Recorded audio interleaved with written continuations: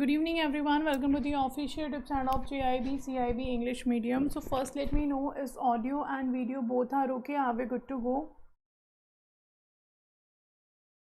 First let me know, is audio and video both okay? Are we good to go?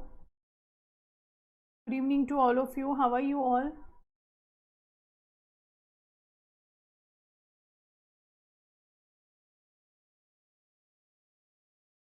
So just let me know in the comment section, is audio video both are okay? Are we good to go? Should we start the session?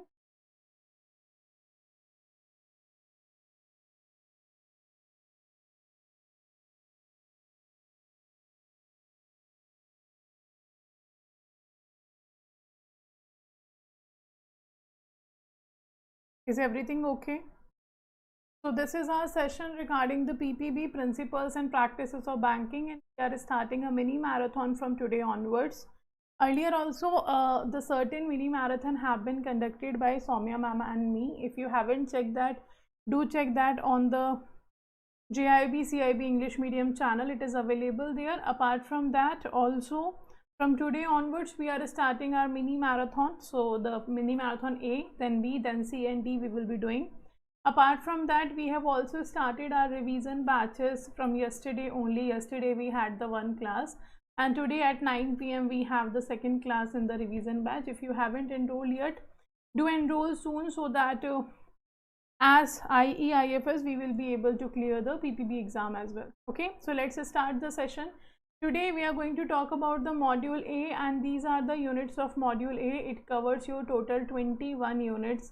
In module A we have 21 units, and all these are the units we have to cover. So let's start. The same pattern we will have. We will first discuss the question, you have to answer, then we will do the explanation of the question, and then we'll move forward. Do make sure you keep counting the questions you are answering right in the session. Okay, so let's start. First question is talking about which of the following statement fulfill the requirement to be called a bank. If we want to call a particular institute or particular company a bank, what is the requirement that the bank have to fulfill, or that particular firm have to fulfill? First is saying, as per section 5B of the Banking Regulation Act 1949, the term banking means accepting for the purpose of lending or investment deposit of money from public, repayable on demand or otherwise, and withdrawable by check, draft, order or otherwise. If I can see the question here, and it is talking about when a particular company or a particular firm will be called as a bank, I can simply say the four things should be there. Four things should be there. First, it should accept deposit from public. Second, for the purpose of lending or borrowing, for the purpose of lending and investment. Third, it should be repayable, and fourth, it should be withdrawable by check, draft, order or otherwise. These four things should be there. But how I can eliminate the options here? I can easily eliminate the option with the section. Section 5E or section 5C is not what defines the definition of banking or business of banking. It is defined under section 5B. So the right answer will be A option. Very good. The right answer we have is A option. So right answer is A. You can see section 5B of Banking Regulation Act 1949 that defines the term banking. Means accepting for the purpose of what? For the purpose of lending or investment. You are accepting deposit of money from public, which will be repayable on demand or otherwise, and also withdrawable by check, draft, order or otherwise. Okay, so these are the four functions which a particular bank have to perform, then it will be known as a bank only. So the banker is in the business of accepting deposit from the public and utilize these for the purpose of lending or investment. Also, the essentials to satisfy the requirement of the definition are like deposit should be only for lending and investment. Companies accepting deposit for trading or manufacturing are not considered as a bank. Let's say, for example, if Adda 24/7 have accepted deposit from the public by issuing a share, and we say the company have accepted deposit from the public, so we should call Adda 24/7 also as a bank. No, we cannot do that, because company accepted the money from the public to expand its business, not to provide investment or loans to the other party. That's why it's important that whatever money have been accepted, it should be utilized for the lending and investment purpose. Second, The deposit should be from public, it is mandatory. The deposit should be from public also. So Nidhi multiple benefit societies or cooperative societies that accept deposit from their member will not be covered here. Deposit should be always covered from the member public. Acceptance of deposit should be in the form of money. Okay. Apart from that, the another points have been given under the section 7. You can see a company incorporated under Companies Act 1956 or Companies Act 2013 can be a bank and a banker or a banking company. So under section 5C it have been said banking company means any company that transact the business of banking which is defined under section 5P. Okay, so if any company or banking company we want to call any company, then that company have to compile with the or have to perform the business which is defined under section 5P. Then second we have section 7.1. Section 7.1 prohibits the use of words. It prohibits the use of words banker, banking, banking company by a company or other than a banking. So section 7.1 says that no other than a banking company can use these terms. What terms? Like a banker, banking, banking company. Only a banking company can use these terms. And section 7.2 prohibits the use of such words by individuals or a group of individuals. So do remember these sections are important in which we are talking about. Section 5B talks about the business of banking. Section 5C talks about that which banking company means what. Then section 7.1 says that no company or no firm other than the banking company use the word banker, banking or a banking company. And section 7.2 says no individual or group of individual can use the terms like a bank, a banking, banker. Such kind of words cannot be used by them. Okay, so this is all defined under sections of banking regulation.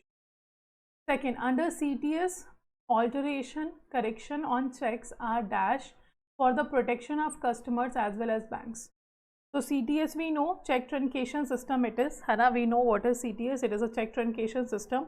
And under the check truncation system, we are saying the alteration or correction on the checks are dash. It is allowed, it is recommended, it is optional, it is prohibited. And why we are doing that? To secure or to protect the customer as well as the bank. So what it is? A, B, C or D? Which of the following will be correct? A, B, C or D? No, it's not recommended, Divya ma'am, it is prohibited. You cannot alter or cannot perform the correction on a check because in CTS we take the electronic image only. We do what? We take the electronic image. 3 electronic images will be taken in case of CTS, right? So if you allow the person to alter the check or something, it won't be able to verify that this is a valid check or a void check.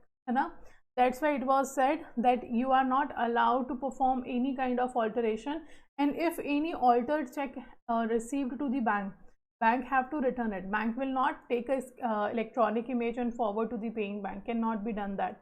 So it is prohibited, you cannot perform this activity. Okay, so right answer will be D option. So protection in case of your material alteration. Protection in case of material alteration in a check, section 89 defines this. And if the negotiable instrument is materially altered but does not appear to have been so altered, or where a check is presented for payment which does not at the time of presentation appear to be crossed or have had crossing, which has been obligated the payment therefore of a person or a banker liable to pay, paying sum according to the apparent tenure, therefore at the time of payment and otherwise in due course shall discharge such person or banker from all liability, and such payment shall not be questioned by the reason of the instrument have been altered or the check crossed. So what happens? Let's say if bank received the altered check, materially altered check, like the date of the check, the amount of the check, something have been altered materially, and the electronic image have been taken and sent to the bank, and the bank have made the payment. In that case, you cannot question the payment of that check, because after carefully checking it, after carefully seeing the image, it was not appeared that it was altered. So in that case, section 89 says that the protection will be given to the bank. So under CTS, alteration, correction and on check are prohibited for the protection of the customer as well as for the banks. Okay, no changes, correction can be made for any change in the payee's name or courtesies amount or a legal amount or a fresh check have to be.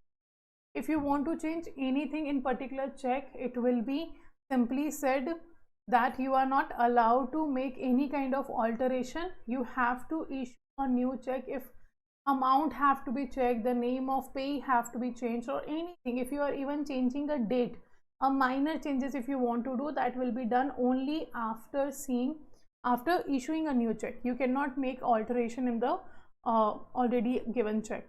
So do remember, alteration is prohibited, and it have been done since CTS was introduced. And it have been said to be done from the when the CTS was introduced. Now, which of the following is our correct statement about customer? Second question is talking about which of the following is our correct statement about the customer.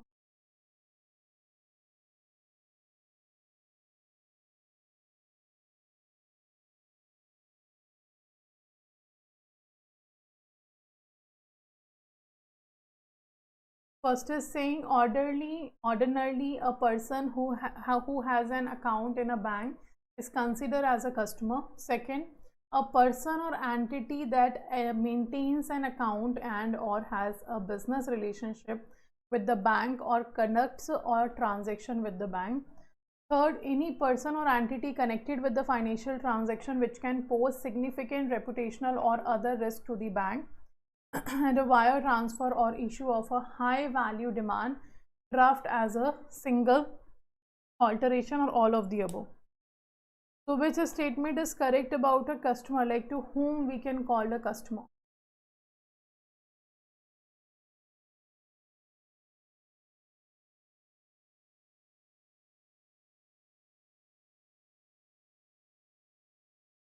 Okay, very good. So the right answer will be D. A person who has account in a bank is considered as a customer. A person or entity that maintain account or has a business relationship with bank or conduct any transaction, they will also be called as a bank, as a customer. Any person or entity which is connected with the financial transaction which can pose significant reputational or other risk to the bank, like a wire transfer or issue of a high value demand draft as a single transaction, they are all allowed to be called as a customer. So right answer is D. Very good. Next, which of the following statement is not true regarding the disposal of RTI request? Next question is asking about which of the following statement is not true regarding the disposal of RTI request? A, B, C or D? So we are talking about a right to information request. Which of the following is not true regarding your disposal of an RTI request? Like in case of disposal of requests, certain norms are there related to time limit, related to fee, related to if you have if you have made a delay in providing information, rejection of request have been done, a lot of norms have been given, right? So question is asking which of the following statement is not true regarding the disposal of your RTI request? Right answer will be, first is saying the PIO shall either provide the information or reject the request within 30 days of receipt. That's true. Either you provide the information to the customer, the person who have asked about it, otherwise you will reject the request. If the information requested concerns the life or liberty of a person, it shall be provided 48 hours. Within 48 hours, that's also true. Okay, then next we have failure to decide within the specified period is deemed as acceptance. If the information is delayed, it will be provided free of charge. That's true. So right answer is C. That's not true. Hide the video. Okay, 1 second. So right answer will be your C option. That's talking about failure to decide within the specified period is deemed as acceptance. Okay, so right answer is C. Fourth is correct. Fourth one is correct. If you delay from your side to provide the information to the person, then it have to be provided free of charge. So right answer will be your C option. This is not true regarding the disposal of RTI request.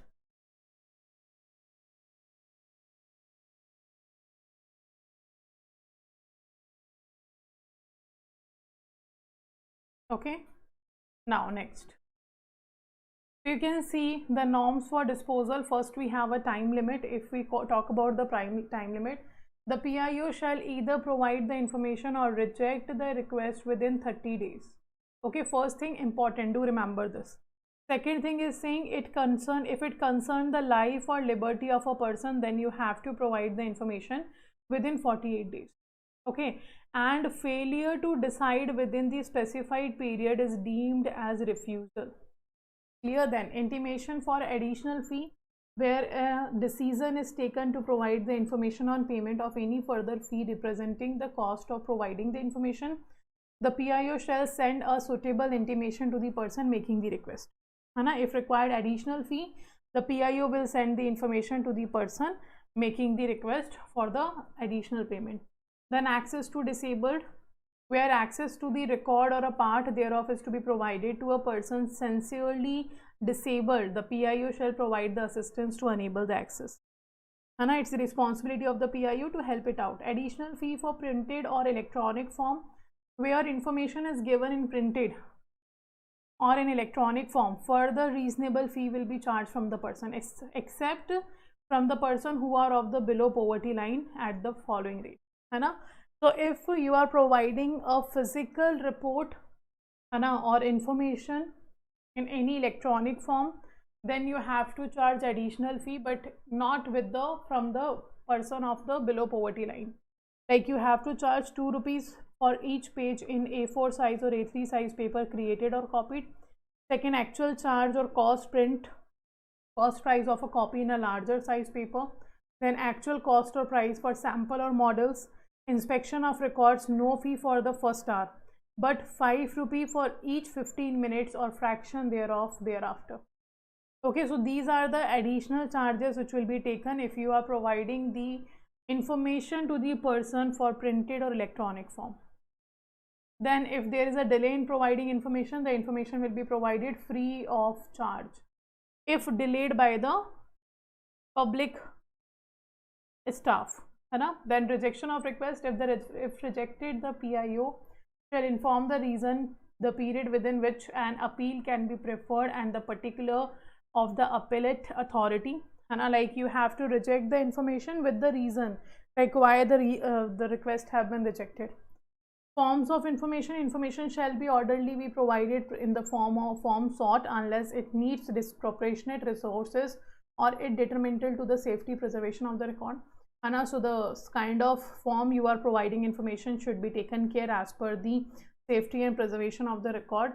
Then partial information, if allowing the partial access only, the PIO shall inform the applicant. Like only the part record is being provided, like the reason for the decision, why we are providing only part information to them, the name and the designation of the person who decided to provide you the information in a part form, and the rights with respect to review the decision regarding the non-disclosure fee and form, everything.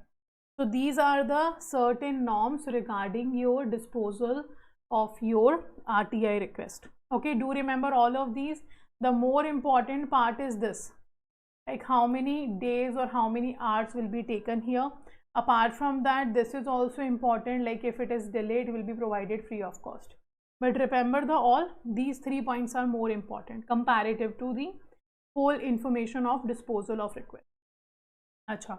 If we talk about the payment for fee, so the application shall be accompanied by a fee of ₹10 paid in cash against receipt or by demand draft or a banker's check or by India Post order. By any of them, you can make the payment available to that person. Okay. Now, transfer of request in an application received by a public authority seeks information which is held by another public authority, or the subject matter is more closely connected with the function of any other public authority.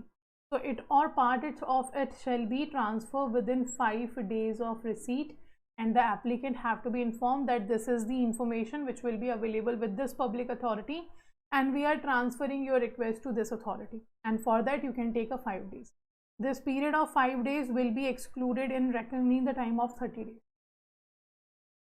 Okay, so 5 days will be extra taken to make that particular request available to the right ministry or right public authority. So overall 35 days will be taken now to provide you the request of your result of your request.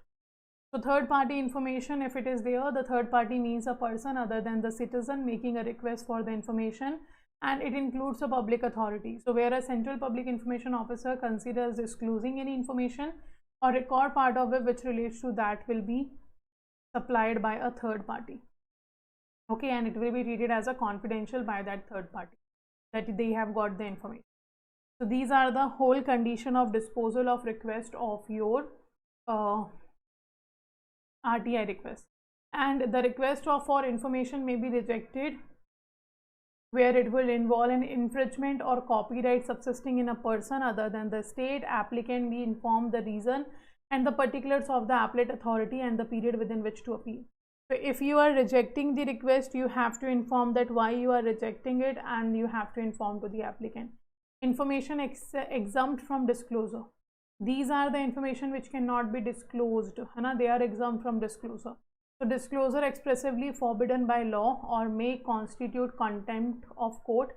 It will not be disclosed. Disclosure would cause a breach of privilege of parliament or the state legislature. Again, this information won't be disclosed. Relating to commercial confidence, trade sector or intellectual property, these information also will not be disclosed. Available to a person in his fiduciary relationship, and fiduciary relationship means trustworthy relationship, like you know about this information because the other party had trust on you. You cannot disclose that information. Trust on you, like they know that you won't disclose with someone else. So if any information is available to you in the fiduciary relationship, that cannot be disclosed. It received in confidence from the foreign government, like the foreign government have sent any information to you in the confidence, then it cannot be shared. Disclosure would endanger the life or physical safety of any person. So any such kind of information which might harm a person's life or any safety issue will be there, that won't be disclosed. It would impede the process of investigation or apprehension or prosecution of offenders, like it will harm the inspection going on related to prosecution of the offenders, then also it cannot be shared. Then cabinet papers, obviously the cabinet papers which include the record of your councils of ministers, secretariats or other offices. So these are the information cannot be shared with any person if you get a RTI request, even though you cannot share these information. Okay, so do remember this RTI point is very important and have been seen asked so many times. Now, which of the following statement is correct? Next question we have, which of the following statement is correct? The question is talking about Prevention of Money Laundering Act. So do read the statement and let me know the right answer. A, B, C or D?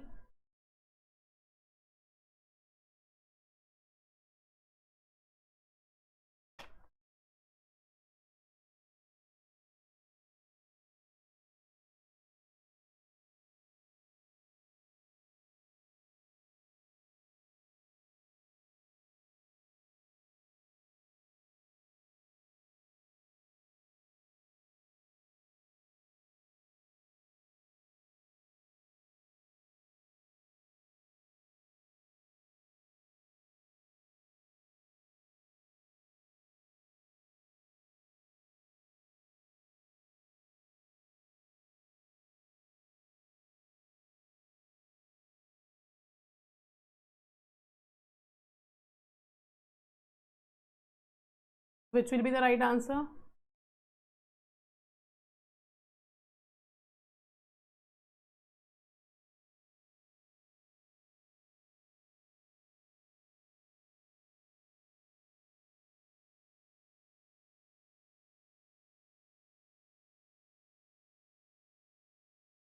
Okay, so first is saying, as per the Prevention of Money Laundering Act 2022, client means a person who is engaged in a financial transaction or activity with the reporting entity, and includes a person on whose behalf the person who is engaged in the transaction or activity is acting. That's true. Second is saying, customer of a bank need not necessarily be a natural person, a firm, joint stock company, a society or any separate legal entity may be a customer. That's also true. It's not mandatory always a human person, a single individual person should be a customer. That's also true. Explanation to section 45Z of BR Act clarifies that the customer includes a government department and a corporation incorporated by or under any law. That's also true. It means right answer will be all of these. Under the Prevention of Money Laundering Act, the client definition have been defined, and all the statement regarding the definition of a client is correct. Right answer will be your D. Okay.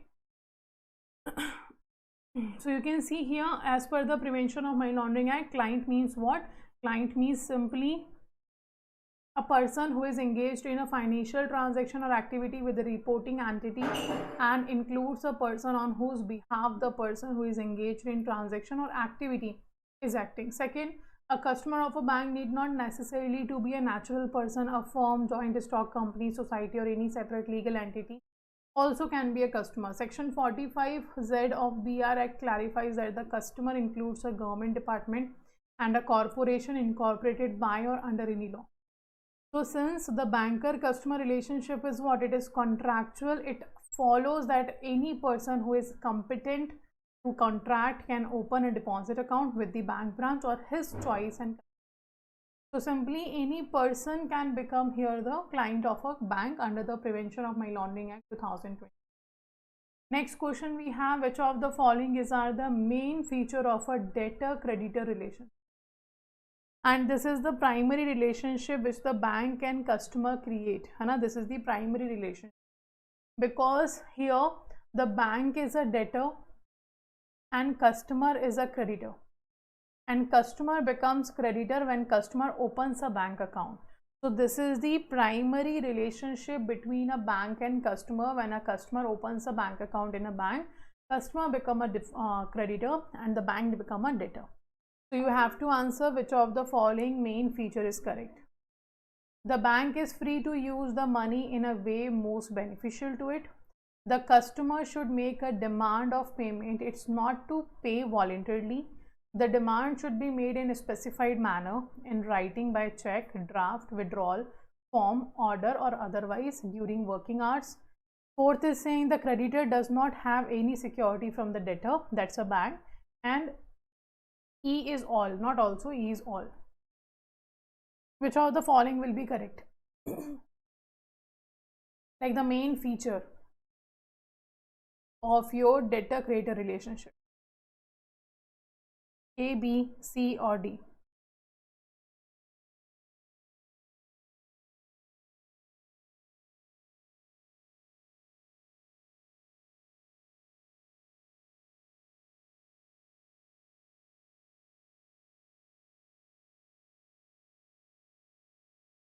So right answer will be your E option. All of these are correct.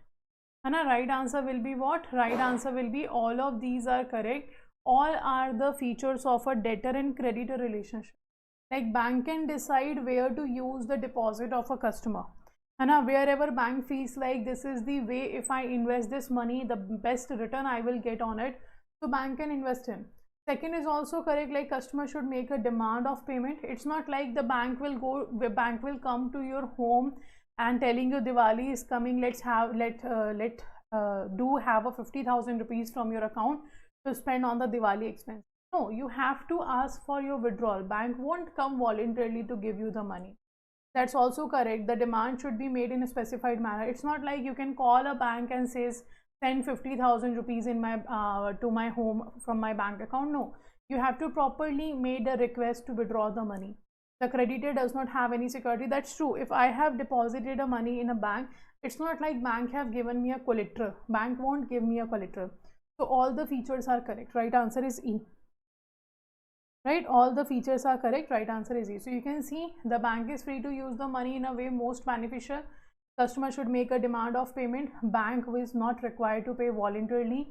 The demand should be made in a specified manner and during the working hours. The creditor, that's a customer, does not have any security from the debtor. The law of limitation does not begin to run until a demand has been made for repayment, in case of both demand deposit and fixed. Okay, so when this relationship will be created, when the customer deposit money with the bank, the customer becomes a lender and the bank becomes a borrower. Okay, and the money handed over to the bank is a debt. So then that relationship will be known as debtor and creditor. Next, which of the following is not an eligible mode of payment for investment in a firm or a propriety concerned by the NRI and OC? Which of the following is correct? Like, which of the following is not an eligible mode of payment for the investment in a firm or a propriety concern by an NRI or OCI, non-resident Indian or overseas citizen of India?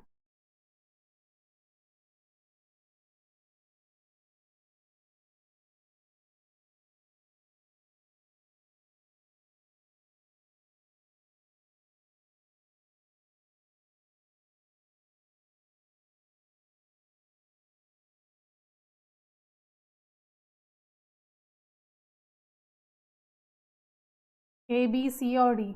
Like inward remittance from abroad through the banking channel, funds held in NRE, FCNR, NRO account, cash or check, or D, B and C? Which of the following will be right answer?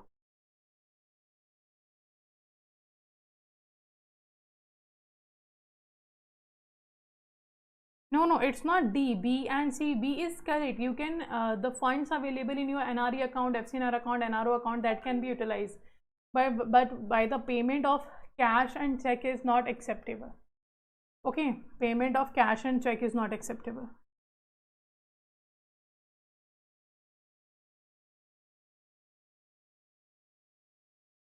Clear?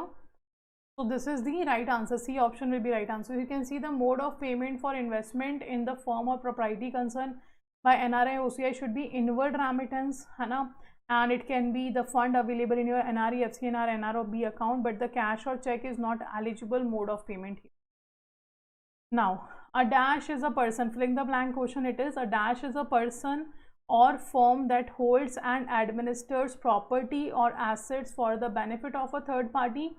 They are required to make decisions in the beneficiary's best interest and have a fiduciary responsibility to them, meaning they act in the best interest of the beneficiaries to manage their assets. If a customer keeps certain valuables or security with the bank for safekeeping or deposits a certain amount of money for a specific purpose, the banker decides becoming a dash is also a dash.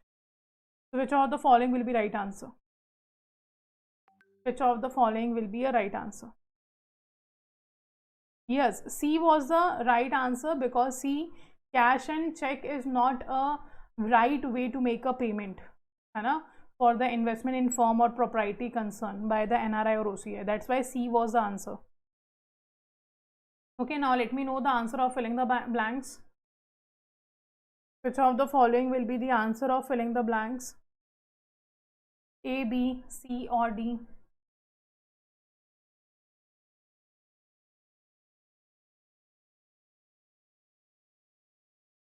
Very good, it's A. Like, bank is a trustee is a person or firm that holds and administers the property or assets for the benefit of a third party, right? Also, if we talk about if a customer keeps a certain valuable or security with the bank for safekeeping or deposit a certain amount of money for a specific purpose, the banker, besides becoming a belly, becomes a trustee also. So right answer is A. Very good. You can see, trustee is a person or firm that holds and administers the property or assets for the benefit of the third party, and the trustee are required to make decision in the beneficiary's best interest and have a fiduciary responsibility to them. So meaning they act in the best interest of the beneficiaries to manage their assets, and if a customer keeps certain valuable or security with the bank for safekeeping or deposit a certain amount of money for a specific purpose. So the banker, besides becoming a belly, is also a trustee. Okay. Now, which regulatory relaxation have banks utilized to offer one-stop service to customer by selling third-party financial product in the capital market and insurance sector? Question is asking about which regulatory relaxation have the bank utilized to offer one-stop service to customer by selling third-party financial product in the capital market and insurance market. Is it a relaxation for opening demat account, relaxation in establishing ties with the stockbrokers, relaxation in creating 3-in-1 accounts, relaxation in forming partnership with the mutual fund companies. Which of the following is correct?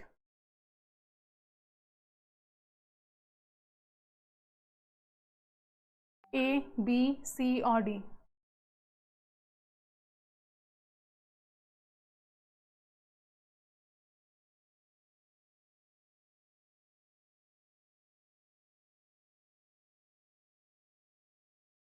Very good.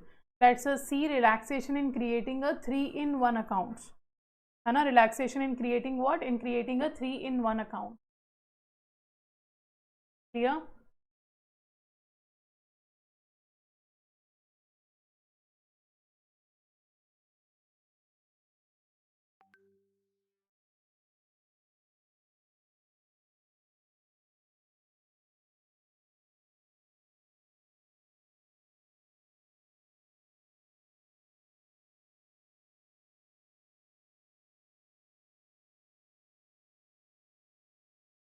Okay, so right answer will be relaxation in creating 3-in-1 accounts. Next, so you can see here, to provide integrated financial services, bank have leveraged regulatory relaxation allowing the creation of 3-in-1 accounts.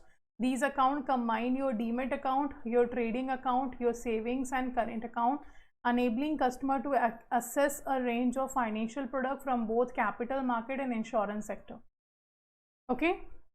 So you can see simply, if we talk about the third party products, these are the third party product sales we have.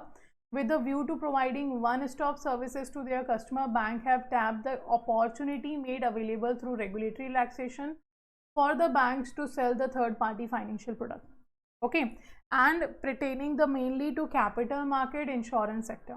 For banks, an additional source of revenue. So when bank is providing third party product, it's what? It's an additional source of revenue for the bank.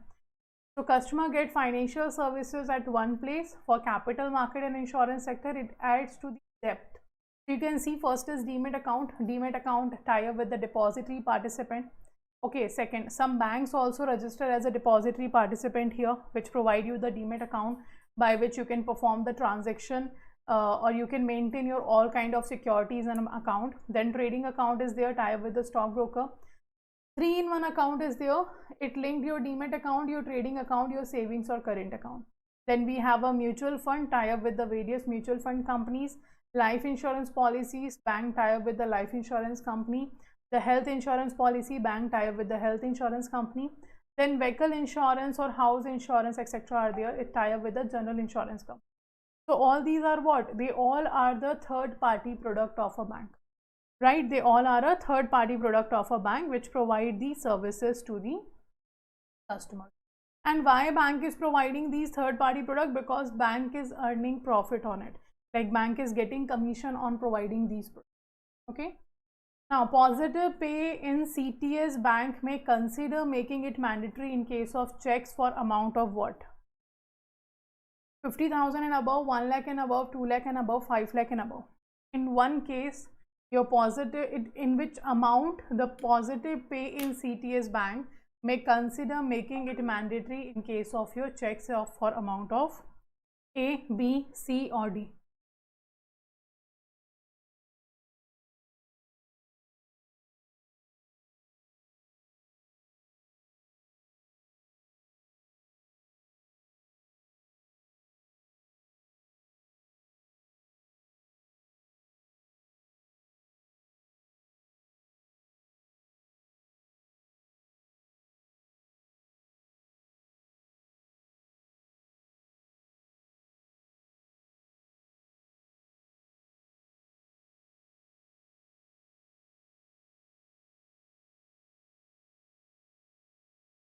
Okay, which of the following will be the right answer? It is 5 lakh and above. Right answer is D. Very good.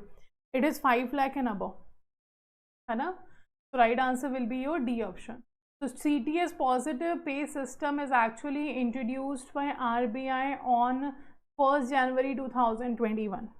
On 1st January 2021, the CTS positive pay system was introduced by RBI, and it involves a process of reconfirming the key details of your large value checks. Like what details you have to give? The issuer of the check submits electronically the certain minimum detail of a check. Like how you can do this? By SMS, by mobile app, by internet banking, by ATM. You have to give a certain detail related to that particular check. Detail will include your date of check, name of the beneficiary, payee or amount. This you have to give. Reconfirming, you are reconfirming with the help of CTS these information to the bank that this is the check I have issued and this is the detail related to the check. So here it is optional for the amount of 50,000 and above, and it is optional. If a customer wants, he can use it, but it became mandatory for the amount of 5 lakh and above. Okay, so simply only the check complained with above instruction will be accepted under the dispute resolution mechanism at the CTS grid, and bank should make customer aware about the payment positive pay system through the SMS alert display in their branches, ATMs, website and internet banking. So it's the responsibility of the bank to make the customer aware about the positive pay system. Like after giving check to someone else, you have to reconfirm the amount, the date and the name of the payee to assess. Okay, so do remember the CTS was launched on when? It was launched on 1st January 2021. Next question.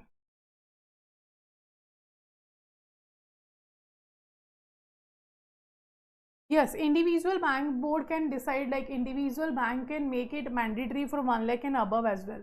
And let's say for example XYZ bank is there and XYZ bank is thinking like a lot of cases are coming to our bank related to check fraud or something. So individual bank board will decide under a policy that we are making it confirm or we are making it, let's say for example, mandatory for the amount of 1 lakh and above. It can be done by the individual bank, right? Okay, and yes, as you said that for REFT, RTGS or NEFT, bank can decide by themselves. So during the placement stage, the money laundering cycle, how do criminals introduce funds from the criminal activity into the financial? Also let me know how many stages are there in the money laundering. How many stages are there in the money laundering?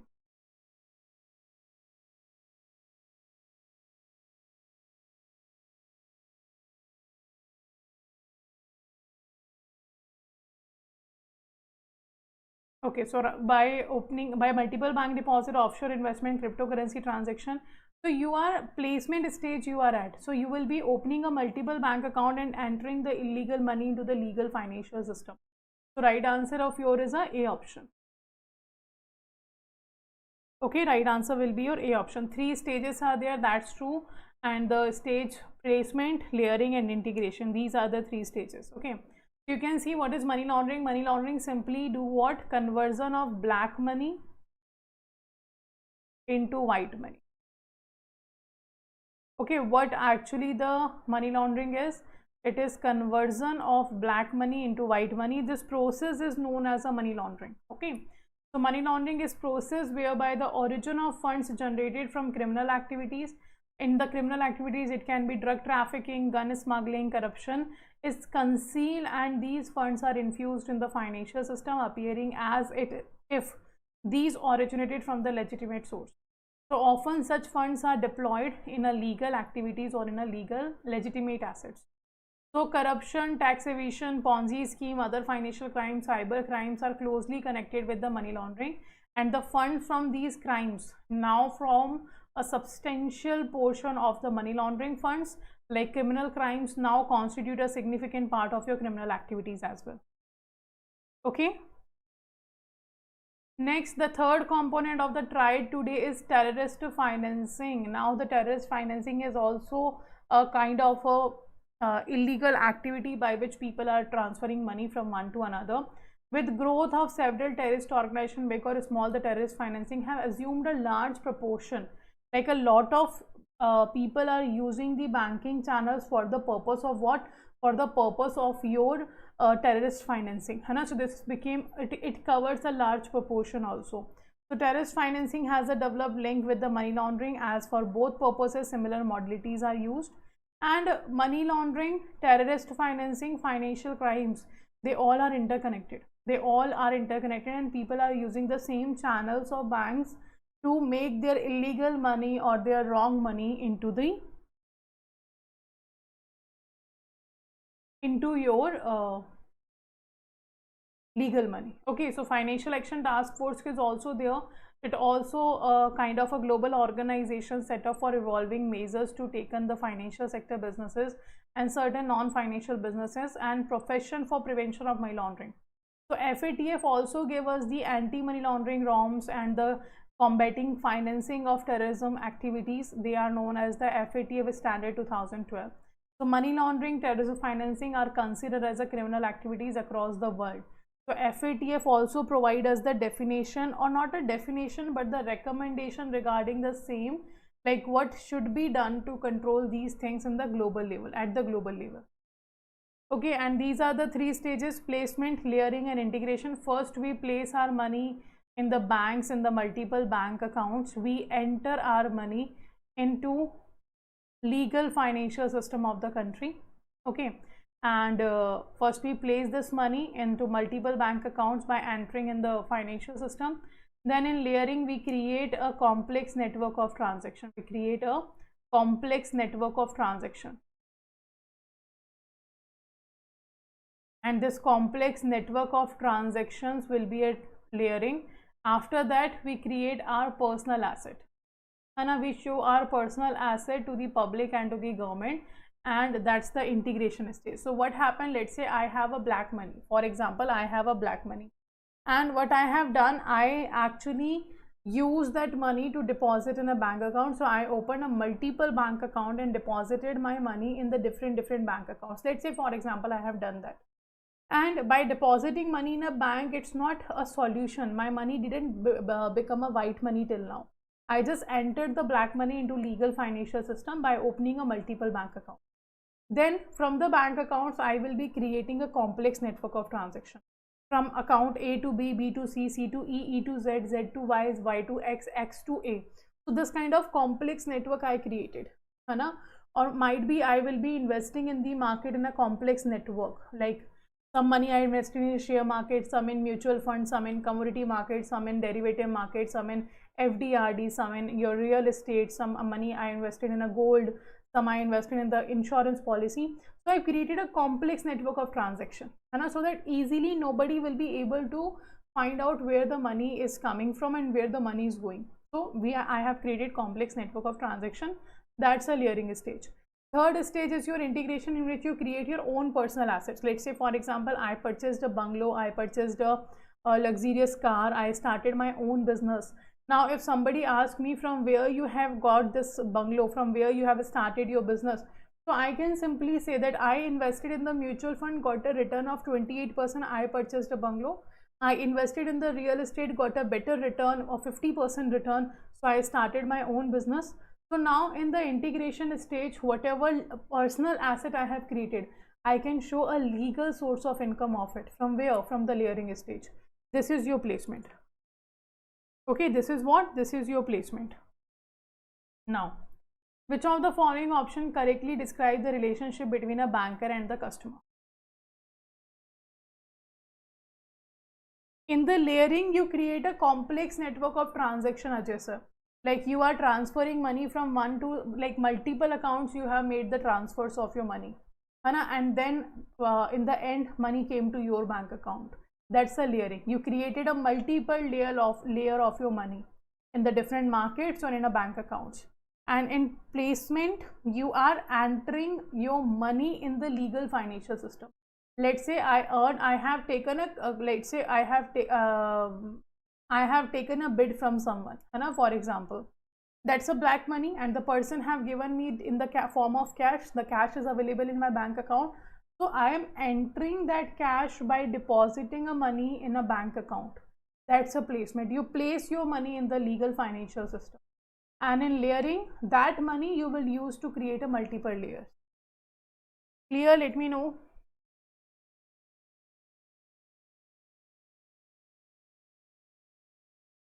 Answer of this question. Yes, all modules mini marathon will be there. Today we are doing A, tomorrow we will be having a module B, and then C and D. Okay.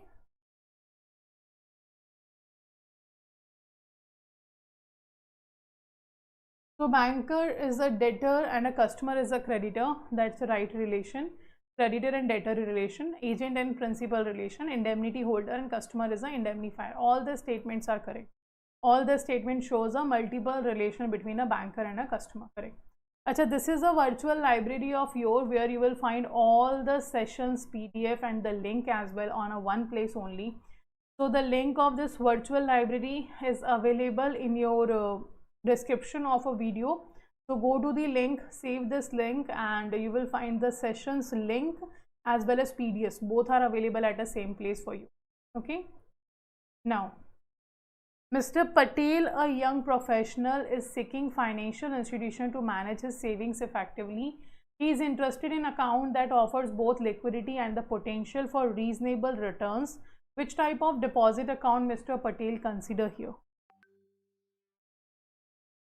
Okay, so let me know the answer of this question. I will hide myself. Now let me know the answer of this question. Ajay sir, it is started at 7.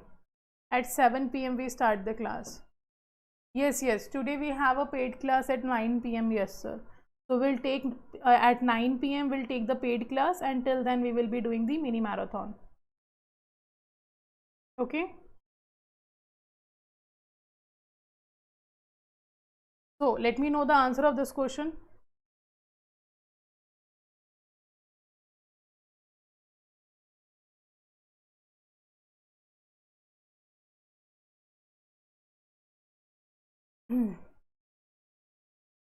So Mr. Patel wants both the things. He wants some money to be saved and he also wants a better return on that money.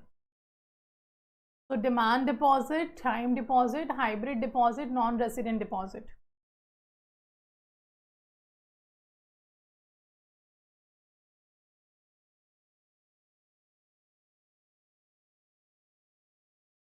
Very good. It's a hybrid deposit. He will deposit the money or he will have a deposit account. That's a hybrid deposit which combine the feature of demand and time deposit for added flexibility. Okay, right answer is C. Very good. So Mr. Patel wants an account with the liquidity and reasonable returns. So hybrid deposit account combining the feature of demand deposit and time deposit will provide both. And if you are having a demand deposit, you are able to save your money. If you are having a FD, you are getting a better return, which is not available in the savings account only. So that's why you are getting flexibility as well as you are getting a savings benefit also. Now, minor above the age of dash may be allowed to open. Age of dash may be allowed to open and operate savings bank account independently if they are so desire. So at what age the minor can maintain his own account independently? At the age of 5, at the age of 10, at the age of 14, at the age of 18.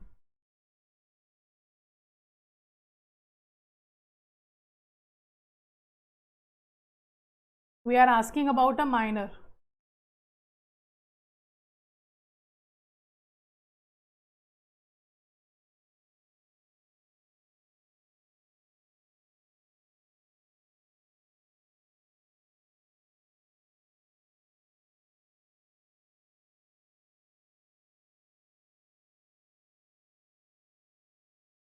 B it is, and this was started by, if we talk about this was started by whom, this was started by SBI first. Like the minor who have achieved the age of 10 years and above can maintain his or her account independently. So right answer is B. Okay, and this can be decided by individual bank as well. Now, which of the following statement is true regarding the mandate or power of attorney for joint accounts? For joint account, which statement is true about the mandate or power of attorney?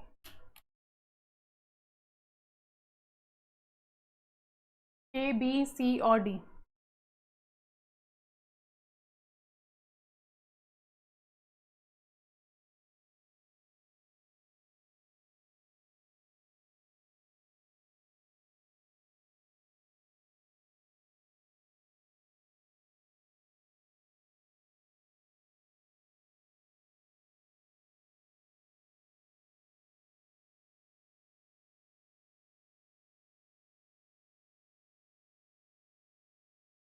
Which of the following is correct? A, B, C or D?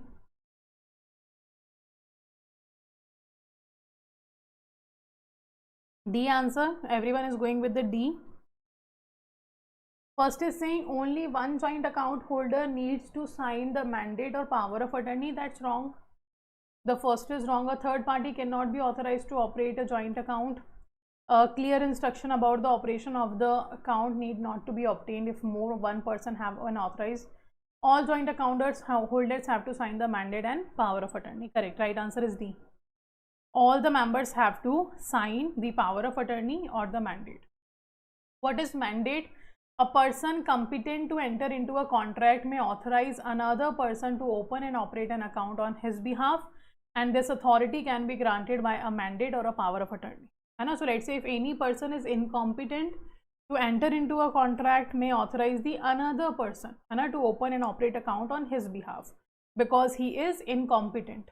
The person is competent to enter into a contract. So a mandate is what? It is an authority given by the account holder in favor of a third person to do a certain acts on his behalf. This is issued by the account holder with the direction to his or her bank authorizing that particular person to operate the account on his or her behalf. Okay, and the following are the silent points we have to remember, like the customers inform the bank about the authority given to the third person, which is known as mandate. The signature of the mandate have to be verified by the customer in the mandate letter. Then the mandate is normally temporary and it is for a short-term period. Institution need to issue power of attorney, not a mandate. Like the individual person will give the mandate to allow the third party to operate his account. But if any institution want to allow the third party to operate his account, the institution have to give the power of attorney. A mandate ceases to be valid on death, insanity, insolvency, bankruptcy of the account holder. A mandate do what? A mandate ceases to be valid on the death, insanity, insolvency, bankruptcy of the account holder. And a mandate can be withdrawn anytime by the account holder. Mandate can be what? It can be withdrawn by any time by the account holder. Power of attorney, it is a document executed by one person called a donor or a principal in favor of another person called a donee or agent to act on behalf of the former as per authority. As per what? As per authority given in the power of attorney document. So the following silent feature of power of attorney is there. Two types of power of attorney are generally granted. It can be general or universal. It can be specific or limited. So in case of mandate, individual person will give that. In case of power of attorney, it's a document which will be executed by one person. One person is known as your donor or principal in the favor of the another person. The another person will be called as a donee or agent. To do what? To act on behalf of the former as per the authority have been given under the power of attorney. So there are two types of power of attorney, general or universal. Second is specific or limited. So general power of attorney is issued for acting in more than one transaction and confers very extensive powers to the donee. Here donee means the person who is going to act on behalf of the other person. Or we talk about a specific or limited power of attorney, it issues for a specific purpose and often it is for a single transaction. Okay, like general power of attorney gives power to sign check, to stop payment of check, to sign the borrower documents on behalf of the principal. But in case of your stamped document, it is a stamped document and it is executed in the presence of a notary public or magistrate of a court or a general government official authorized to do so. So this is what the power of attorney conditions have been given or the silent features have been given. Apart from that, the power of attorney holder must sign as per pro. Then constitute authority. The principal can revoke the power of attorney at any time for the future transaction. Like if I want to revoke it, I can do that whenever I want in the future. No particular time limit is there. Okay, next we have a power of attorney stands revoked by death, insanity, insolvency of the principal.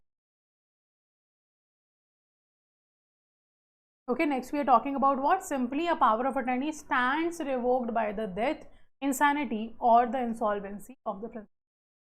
So these are the conditions of mandate and power of attorney. Now, if we talk about the delegation of power, first of all, for a joint account, all joint account holders should sign the mandate or the power of attorney. Empowering a third party to operate it. In case of partnership firm, all the partners must sign the power of attorney or mandate authorizing a third person to operate its account. And in case of limited company, the delegation of authority by a person duly authorized to open and operate on the company's account is possible only if that person has a specific authority to further delegate his power to the third person. Okay, so fiduciary, like as the executors, administrator, legal guardians, they cannot appoint agents here. An attorney cannot delegate his power unless his power of attorney specifically provides for the power of substitution. Also, in case more than one person has been authorized, then the clear instruction about the operation of the account have to be given. Whether to be operated singly or jointly must be obtained. So these are the conditions in case of delegation of your power of attorney have been given. Okay, do remember power of attorney, mandate, definitely question will be seen from these two topics. Might be asked the delegation of power or might be asked the individual like the silent features of these two permissions. Okay, do remember that. Next, KYC is required to be done at least every dash year for high risk customer, for at least dash year for medium risk customer, and for dash years for low risk customer.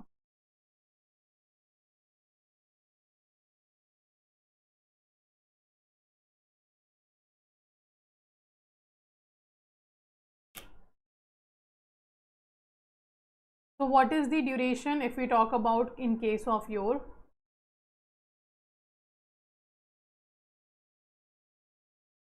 KYC, when we have to do the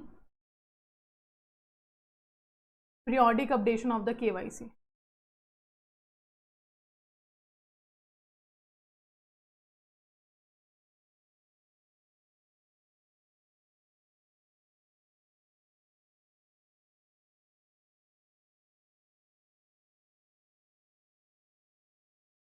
Okay, so right answer you guys are saying will be A.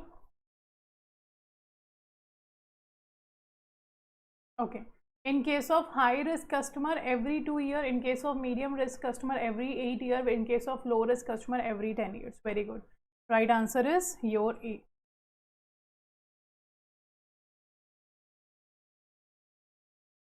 Okay, right answer is your A option. Next, what is the main objective of BCSBI? What is the main objective of BCSBI?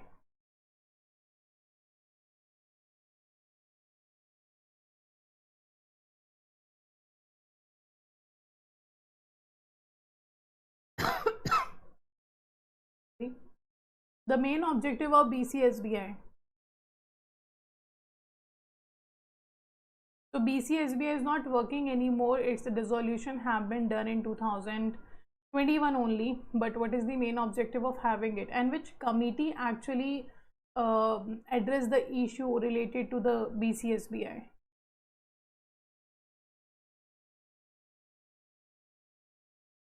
Okay, first is saying to regulate banks under Banking Regulation Act. No.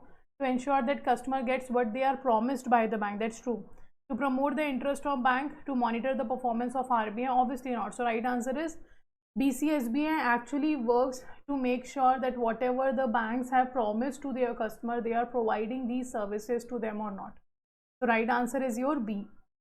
Right answer is your B. Very good. You can see here, if we talk about the Banking Codes and Standard Board of India, RBI constituted committee on procedure and performance audit of your public services under the chairmanship of Mr. Tarapur. He was the SS Tarapur. Very good. He was the former deputy governor of RBI, to address the issues related to the availability of adequate banking services to the common man.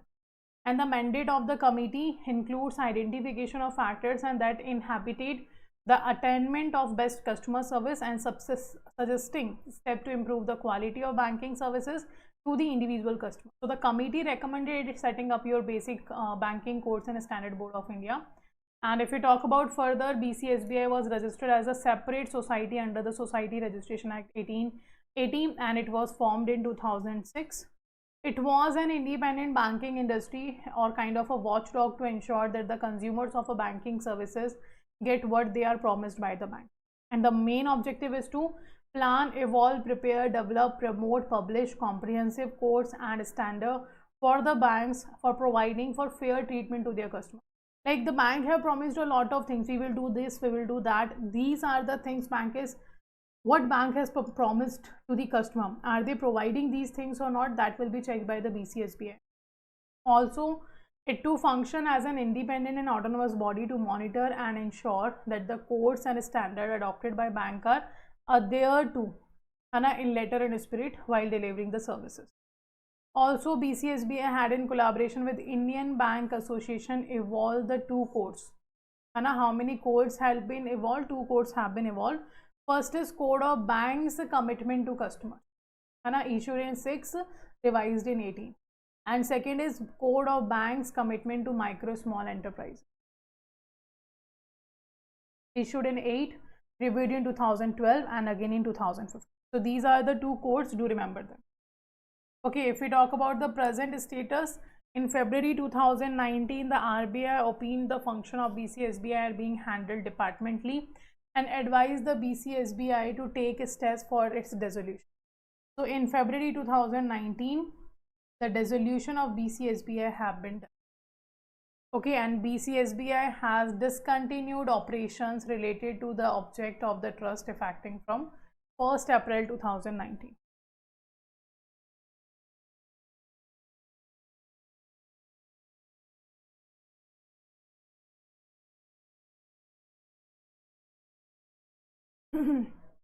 So since then, RBI set up the Consumer Education Protection Department, issued the Charter of Customer Rights here, and considerably strengthened the enforcement mechanism to enhance customer protection. It was accordingly decided to dissolve the BCSBI. So BCSBI is no more functioning in the country, but the codes issued by BCSBI continue to be applicable to the banks and RBI in its monitoring and supervision of banks. Okay, so it have been dissolved in the April 2019, but still its codes are followed in the banking system. Now, which of the following is a banking system that assures the banking facility to certain common minimum security, features in checks printed, issued and is handled by banks and customer uniformly across the banking industry?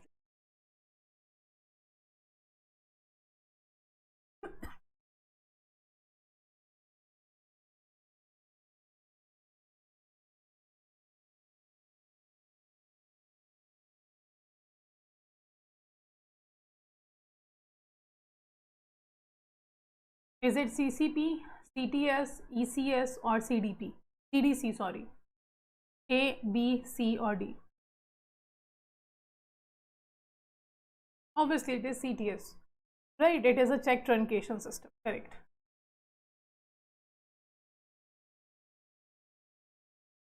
So RBI introduced the CTS for interbank clearance of check without their physical movement. So truncation means to stop physical movement of check. Truncation is what? It means to stop the physical movement of check. So checks are paid based on the electronic images.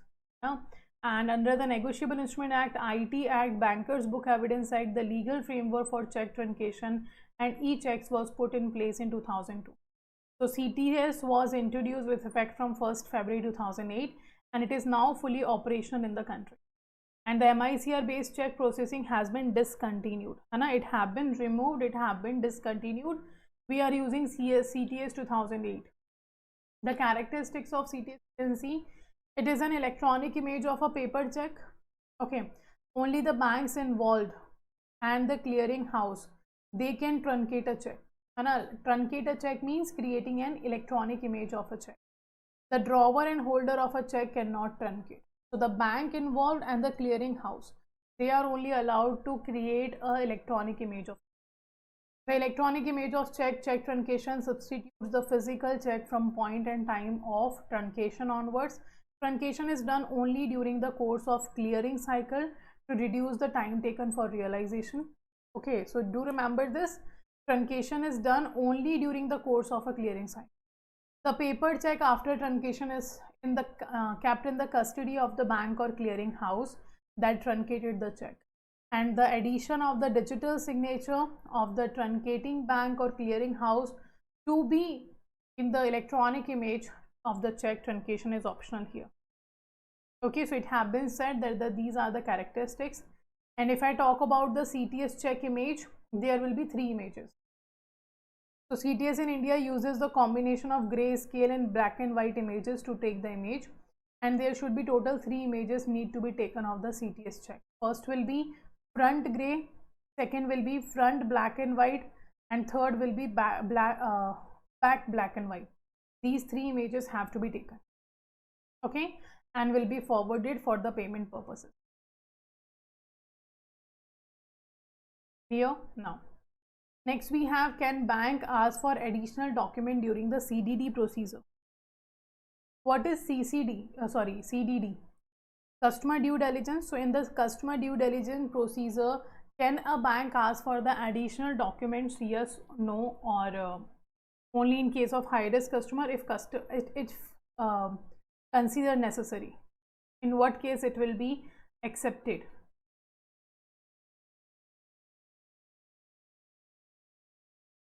A, B, C or D?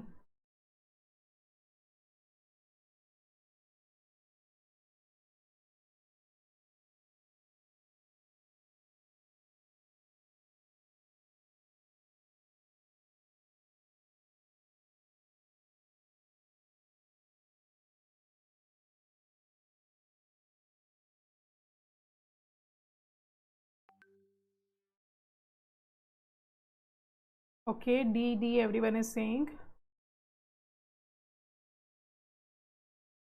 If considered necessary, like if it feels like it is required, then you will take this information, and that's true. Yes, if considered necessary, then it can be taken. Very good. So simply during the customer due diligence procedure, bank can ask for additional document if they consider it is necessary to properly identify and verify the customer profile as well as the risk associated with the particular.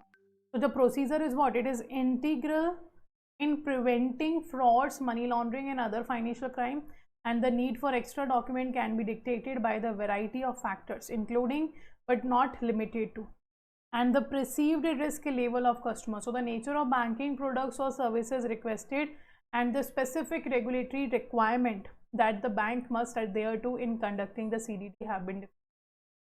Okay, so if it reflects that a bank's prudential practice to secure itself against the potential risk and to compile with the relevant legal and regulatory requirements are fulfilled by the bank. And if we talk about the CDD procedure, the alternate modes of CDD procedure is, it can be done by the third party, it can be done video based customer identification procedure or a digital KYC. Okay, so these are the 3 different or alternative modes by which the CDD procedure can be compiled. Because obviously a large number of customers are there and they are located in a different location, different places, then how it's possible bank will do all of these? So that's why these 3 alternative modes of CDD have been introduced. Okay, next. RTGS offers the following advantages over the other modes of fund transfer. What are these?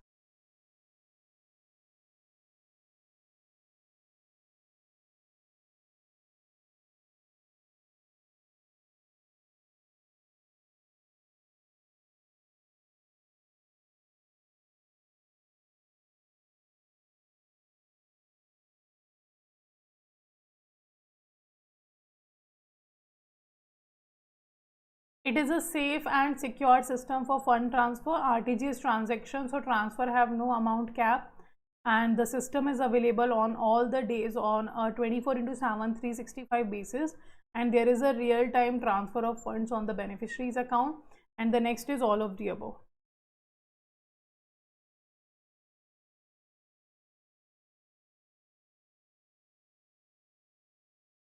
Very good. All of the above are the advantages. RTGS became 24/7 in 2020 only, and when it became available in 2020 only. Right answer is D. Very good. Next. A kind of case study question is there. On March 15, 2023, Mr. Sharma, a customer of XYZ Bank, wants to avail the benefits of a government notified subsidy scheme. He provides his Aadhaar number for KYC purpose and gives written consent to use the Aadhaar. However, due to recent accident, Mr. Sharma's biometric authentication is not feasible. Okay, and the bank decide to proceed with the offline verification of his Aadhaar number as per the applicable norms, as per the norms for Aadhaar based KYC. Okay, what should the bank do if biometrics authentication of Aadhaar is not feasible to Mr. Sharma? A, B, C or D? Let me know what will be the step taken by the bank.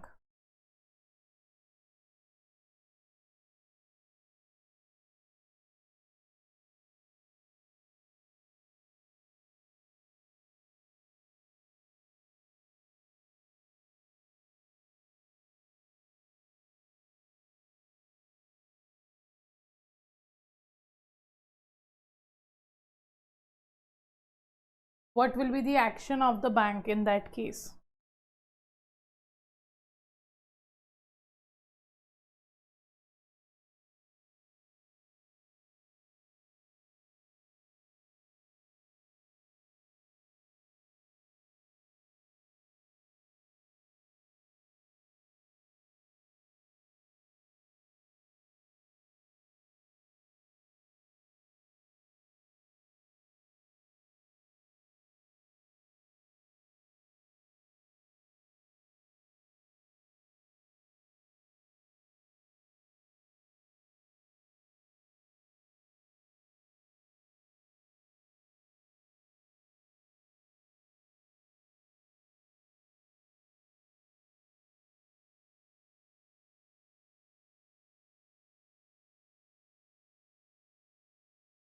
Okay. Very good. The bank should proceed with the offline verification of Mr. Sharma's Aadhaar number or obtain a certified copy of any official valid document. Very good. The step will be taken by bank is B. And also bank should proceed with the offline verification of Mr. Sharma's Aadhaar number for obtaining a certified copy of any official valid document as per the norms for the use of an Aadhaar for KYC purposes, given that biometric authentication is not feasible. Due to what? Due to his recent accident. Okay, so offline verification will be done. Next. Among the given statement, which of the following is not correct about the minor account? The statement not correct about the minor account.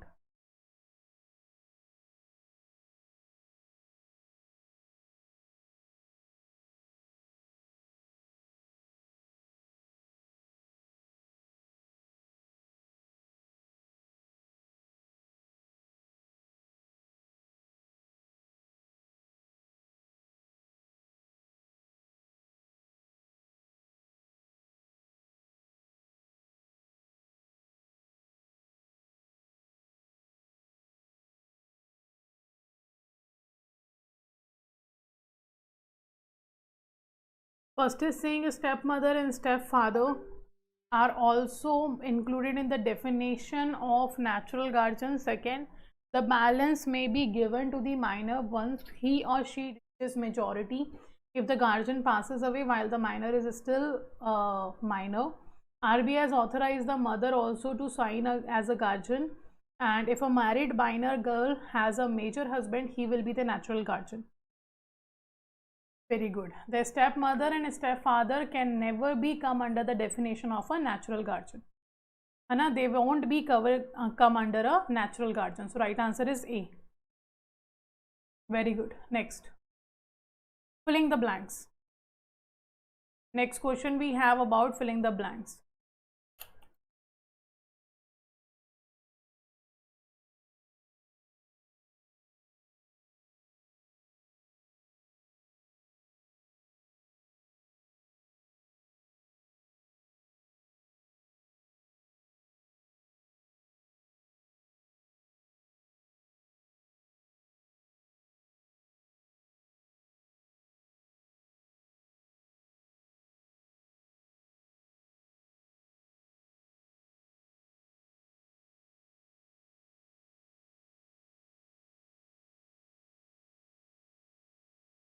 So first is saying when a customer deposits certain valuables, bond, security or other document with the bank for their safety.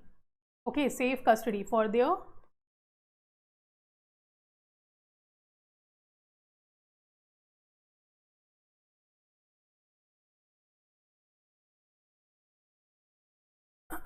the bank, besides becoming a trustee as discussed earlier, also becomes a dash and a customer is the dash. Then accounting to the terms of section 148 of the Indian Contract Act 1872, the bank becomes the custodian of the securities of the customer and hence as a dash is liable for any loss caused to the bailer due to its negligence. So what will be the act of a bank here in case of depositing valuables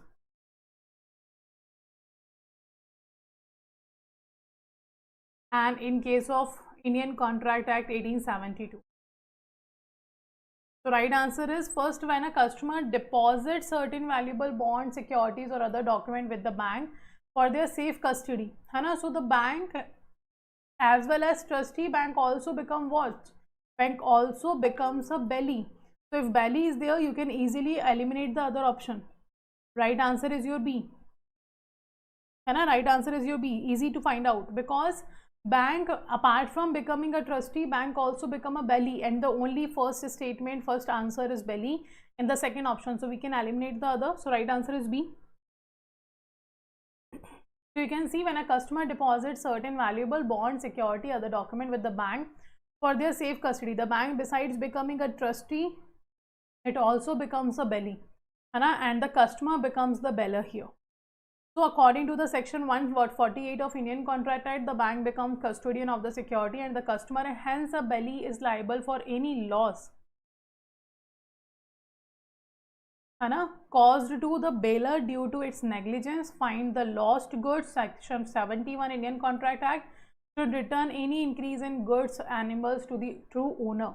And under section 164 Indian Contract Act, the finder has to take care of such goods as ordinary prudent man. Okay, so these are what? These are the belly-beller relationship of a bank. Now, next question. Government of India has authorized which of the following to act as and perform to function of CKYCR?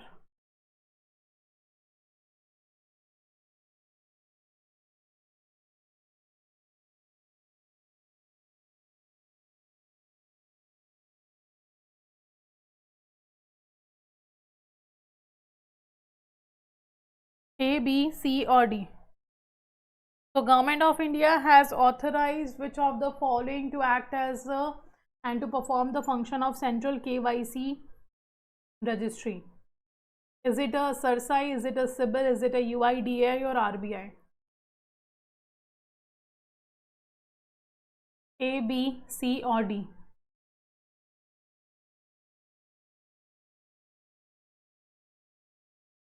Very good. It is a CERSAI. So CERSAI became or act as a CKYCR functions. Okay, so you can see right answer is A. Central KYC Record Registry is an entity authorized to receive, store, safeguard and retrieve the KYC record of a customer in digital form. And the Government of India has authorized the Central Registry of Securitization, Asset Reconstruction and Security Interest of India, that is CERSAI, to act as and to perform the function of CKYCR. So banks are required to do what? Banks are required to capture the KYC information for sharing with the CKYCR in the manner which is mentioned in the PMLR. So as revised by KYC templates, following operational guidelines issued by the CKYCR. Okay, what are the guidelines? They have been issued on the basis of what will be the best way to maintain the records and make the records available whenever it is required. Okay. Next, we have the banker-customer relationship in case of a locker is that of dash. In case of a locker, what kind of relationship will be there between a bank and a customer?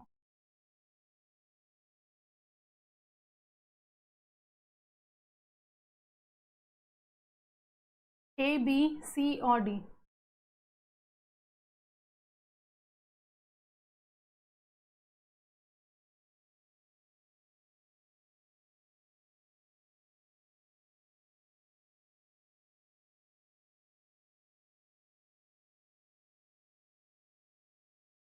So bank will be a lessor and customer will be a lessee. So here this is a banker and this is a customer. This lessor lessee we study in the leasing also in IIFS, right? So section 105 of Transfer of Property Act deals with the lease, lessor and lessee. The bank provides safe deposit locker to the customer for use on the lease basis, and the relationship here is that of a lessor and lessee relation. Or you can see of a licensor and licensee relationship between a bank and a customer. Okay, so the bank shall not be liable for any damage or loss of content of locker arising from the natural calamity. If because of natural calamity any loss happened to the locker of a bank, of a customer, then bank won't be liable. Bank shall exercise appropriate care for protection of the locker system and premises. It has the responsibility to ensure that the incidents like a fire, theft, etc., robbery, dacoity, building collapse do not occur in the bank premises due to its own shortcoming, negligence by any act of omission or commission. In instance where the loss of content of locker is due to the such incidents or attributable to fraud committed by its employee, the bank's liability shall be for an amount equivalent to 100 times the prevailing amount annual rent of the safe deposit. So if any we can say what, if any such kind of activities happen, like for any case of natural calamity, bank won't be liable. But yes, if there is a negligence from the side of a bank, or due to, we have seen that the bank's employees was involved in the kind of fraud or something, then bank have to pay a certain, bank have a liability, and bank have to pay a certain amount of money as a compensation to the customer, which will be 100 times of the rent which the customer was paying on the deposit. Okay, that amount of money have to be returned by the bank to the customer. Okay, so this is a lessor-lessee relation. Now, in which situation is a banker liable to the true owner of the check for any loss he may sustain owing to payment of a cross check to a person other than a banker or a specified banker? So kind of a case study question. Let me know the answer of this question. A, B, C or D?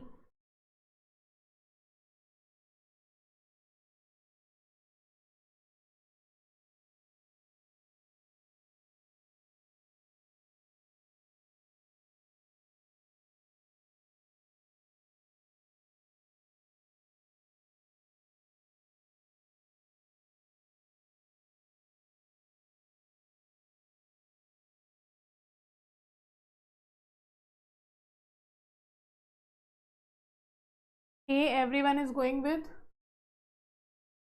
Let's check. So question is asking about that in which situation banker is liable to the true owner of the check for any loss he may sustain owing to the payment of a cross check to a person other than a banker or the specified banker. So when the check is crossed generally and payment is made to the banker, not in case of general crossing. Again, not in case of general crossing. Okay, when the check is crossed especially and the payment is made to a specified banker, no, that's true. Like that's the right thing bank have done. When the check is crossed especially and the payment is made to a person other than the specified banker, in that case the banker will be liable to pay a compensation to the true owner of a check.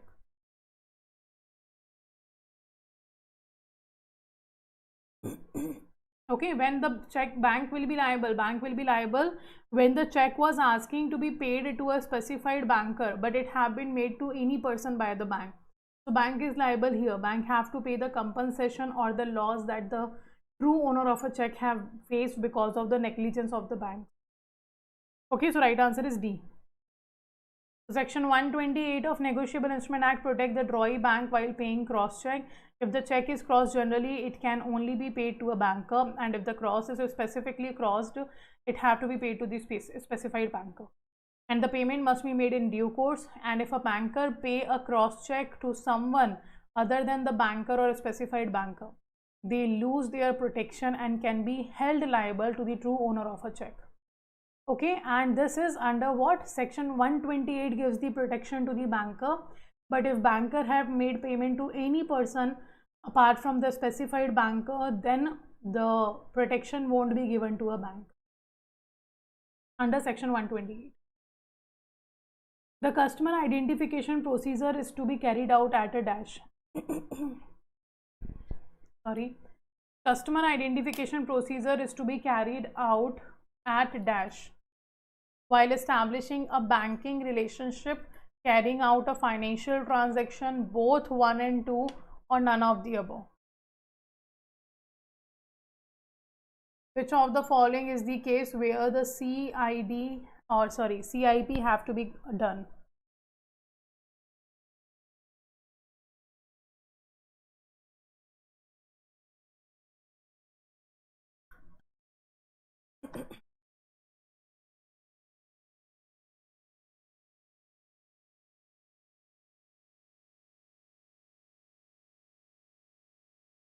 A, B, C or D?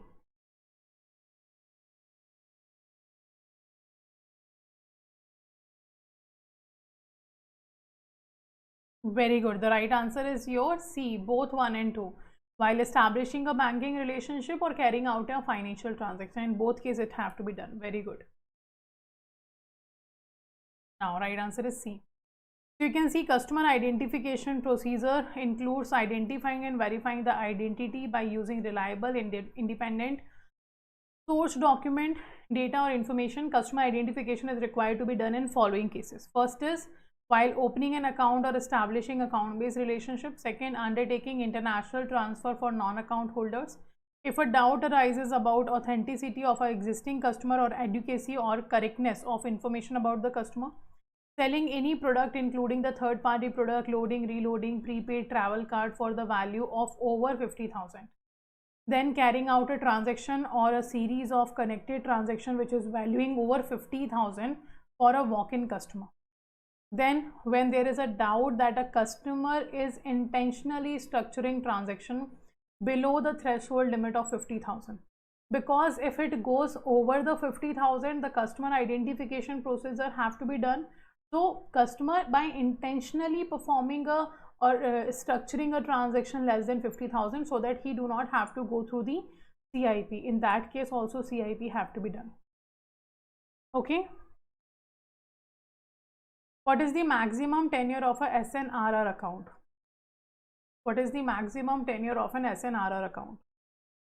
Also let me know the full form of SNRR account.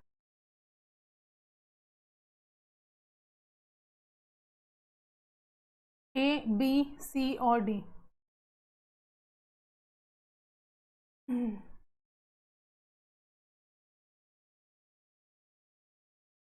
5 years, 7 years, 10 years or maximum, no maximum tenure is there.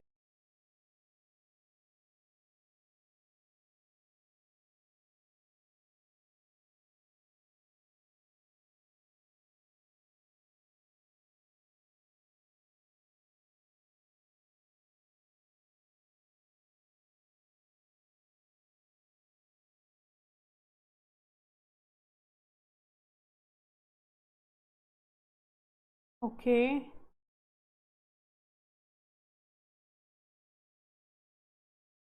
C and A, two options are coming. First is 7 years. Answer is actually 7 years. What's the full form of SNRR account? So right answer is 7 years, and the SNRR account stands for Special Non-Resident Rupee Account, and this account will be open for business activities. So you can see, first of all, SNRR account essentially for foreign national or entities with the business relationship with individual or entities in India. They can open this account. Apart from that, eligible person, any person resident outside India with the business interest in India can open this account. Nationals of and entities incorporated in Pakistan and Bangladesh, they need prior RBI approval to start their business in India. Purpose for bona fide transaction in rupee as per FAMA. The business interest may include your investment in India, import of goods and services, export of goods and services, trade crediting transaction, trade credit transaction, lending under the external commercial borrowing, business transaction outside the IFSC by IFSC units at a gift city, account to be with a bank in India but outside the IFSC. If any of these purposes are there, for that your SNRR account can.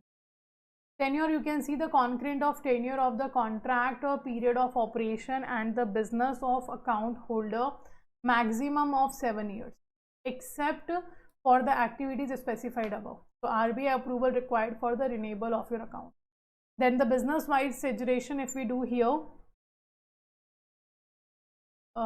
yes, the business wide segregation we are talking about here is case of like it shall carry the nomenclature of the specific business for which opened, and a bank at its discretion may keep for a foreign national a separate SNRR account for each category of a transaction, or a single SNRR account for multiple categories of transaction.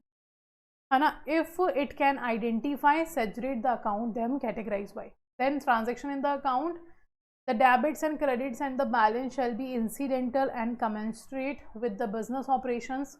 So authorized dealer to ensure the operation of as per the FAMA account, as per the FAMA Act, and the account should be performed. So this account will be opened for the purpose of business interest in India by any resident outside India. Restrictions are there. It should not make available true foreign exchange to any person resident in India. It should not what? Make available foreign exchange to any person who is resident in India. The transfer from NRO account to SNRR account are prohibited here. Interest, no interest should be paid in this case. Repatriation, balance in the account can be repatriated, it can be transferred. All taxations are subject to the payment of your applicable taxes in India. Apart from that, account holder becoming resident to be designated as the resident account. Also, nomination cases here is allowed for account. Individual nomination facility is available in the SNRR account. Also, if the death happen of account holder, the amount to be credited to the NRO and NRE account in India of the non-resident nominee, or the remitted through the normal banking transaction. So these are the conditions and all the norms have been defined in the SNRR account. Apart from SNRR account, EEFC account, okay, your SNRR account, EEFC account, RFC account, RFC D account, your diamond dollar account, your NRE account, NRO account, FCNR account, they all are very important. Do remember all the condition of all of these accounts. These types of all account are very important. So we have to cover these account in detail. All the account we have to cover in the detail here.